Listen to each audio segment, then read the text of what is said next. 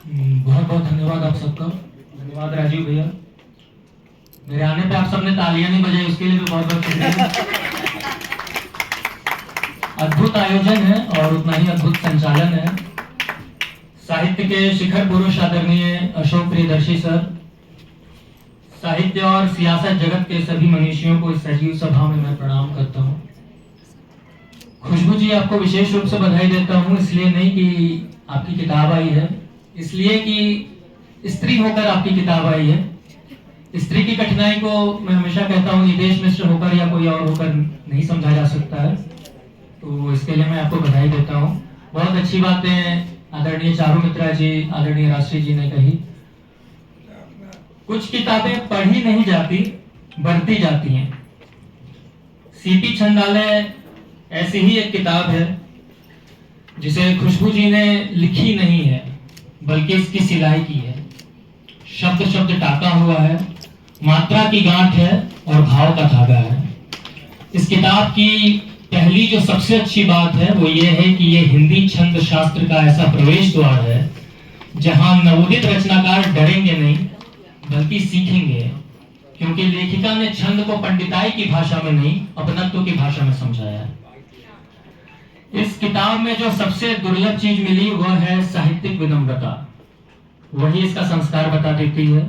समर्पण में गुरुजनों के प्रति जो नमन है वह भारतीय साहित्यिक परंपरा का मूल स्वर है। और भूमिका में वरिष्ठ छंदकार मेरे अग्रज आदरणीय दिनेश रविकर लिखते हैं कि पूरी पांडुलिपि पढ़ने के बाद भी छंदों में उन्हें कहीं भी अशुद्धि देखने को नहीं मिली। ये कोई छोटी बात नहीं है। छंद में गलती पकड़ना वैसा ही होता है जैसे संगीत में बेसुरी तान को पकड़ना। लेखिका खुद मानती हैं कि उन्हें सीखने में कठिनाइयां आई, इसलिए उन्होंने यह पुस्तक लिखी ताकि नए रचनाकारों को सरल मार्गदर्शन मिल सके। किताब में दोहा, रोला, कुंडलियां, चौपाई, गीतिका, हरि गीतिका, घनाक्षरी, सवैया जैसे 30 से अधिक छंदों का परिचय है और उनके उदाहरण है।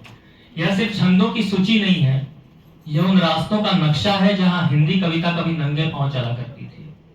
और सबसे अच्छी बात है कि ज्ञान यहाँ ऊंची कुर्सी पर बैठकर नहीं बोलता, वह पढ़ने वाले के बगल में बैठकर धीरे से कहता है, घबराइए मत, सीख जाएंगे।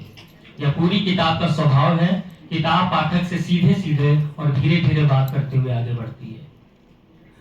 मुझे किताब का एक हिस्सा जो बहुत पसंद आया, जहां लेखिका कहती हैं कि कविता की आत्मा भाव है, केवल सूत्रों में शब्द फिट कर देने से कविता नहीं बनती।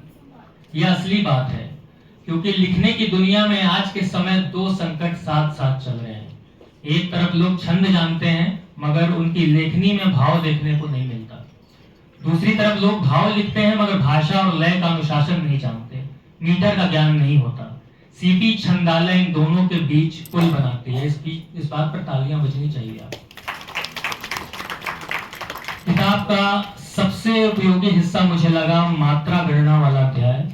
जिस तरह उदाहरण देकर कमल, किताब, रूप, प्रथम, स्वर्ग, कॉफी तक की मात्रा गिनवाई गई है, वह नए लोगों के लिए बहुत मददगार है। साथ ही छंद समझाते हुए कविता बार बार भाव पर लौटती है और लिखने वाले को बताती है कि सिर्फ गणना से कविता नहीं बनती। मात्राएं सही हो सकती हैं, लेकिन अगर भीतर मन नहीं भीगा तो आपके शब्द सिर्फ और सिर्फ ढांचा रह जाते हैं। इसलिए मैं इसे शोधपरक अकादमिक ग्रंथ नहीं कहूंगा, बल्कि इसे व्यवहारिक मार्गदर्शिका कहूंगा। यानी विश्वविद्यालय के शोधार्थी से ज्यादा यह उस युवा कवि के काम आएगी जो मंच पर जाना चाहता है, लिखना चाहता है, सीखना चाहता है। बहुत शुक्रिया। जावेद अख्तर साहब ने एक बात कही थी कि आज के समय में आसान लिखना सबसे कठिन काम होता है।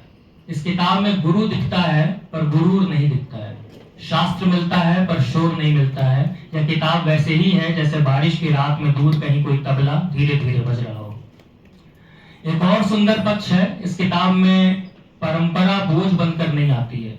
मसलन रामायण, महाभारत, गीता जैसे महनीय ग्रंथों का उल्लेख है, लेकिन उपदेश की तरह नहीं है, बस कोई याद दिला रहा है कि हमारी भाषा की जड़ें बहुत गहरी हैं।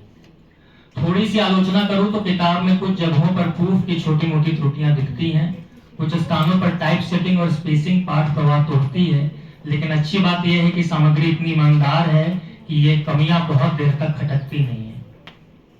निराला जी ने मुक्त छंद की शुरुआत की थी। आज के रचनाकारों ने उसे पलटकर छंद मुक्त कर दिया।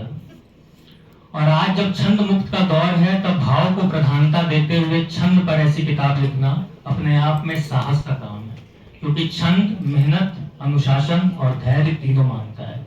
और जिस समाज में धैर्य कम हो रहा हो, वहां छंद लिखना एक सांस्कृतिक प्रतिरोध भी है। गौर करेंगे तो छंद गणित के साथ हमारे लिए एक स्मृति की तरह है। रामचरितमानस की चौपाइयों से लेकर बचपन में दादी की लोरी तक हम सब कहीं न कहीं छंद में ही पले बड़े हैं, और यह किताब उसी भूली हुई लय को फिर से जगाती है। मुझे अतिशयोक्ति का अपराधी ना समझा जाए तो खुशबू जी ने यह साबित किया है कि अगर सीखने की जिद हो तो छंद आज भी जीवित है, बहुत जीवित है। इस किताब को पढ़ेंगे तो मालूम चलेगा कि यह सिर्फ छंद नहीं सिखाती, यह शब्दों की मर्यादा सिखाती है। जहां राहत इंदौरी साहब आज के कवियों के लिए कहते हैं, सुखनवरों ने खुद बना दिया सुखन को एक मजाक, जरा सी दाद क्या मिली खिताब मांगने लगे। वहां यह किताब नए नए कलम पकड़ने वालों को सिखाती है कि कविता तालियों से ऊपर की चीज है। और शायद इसलिए छिपी छंदालय को पढ़ते हुए बार बार लगा, शब्द जब अनुशासन में आते हैं तो छंद बनते हैं, और जब भाव में भीग जाते हैं तो प्रार्थना बन जाते हैं। यह किताब उसी प्रार्थना की धीमी सी आवाज है। बाकी किताब यहीं पर तो खत्म नहीं होती, असल में यहाँ से पाठक शुरू होता है। मैं खुशबू जी आपको बधाई देता हूँ, इसलिए कि हिंदी कविता एक नदी है, तो आप जैसे लोग उसके सूखते हुए घाटों पर चुपचाप पानी रखने का काम कर रहे हैं। शायद एआई के दौर में आने वाली पीढ़ियां इन्हीं भीगे हुए शब्दों से अपनी भाषा, अपना भाव, अपनी छंद परंपरा बचाएंगी। बहुत बहुत धन्यवाद।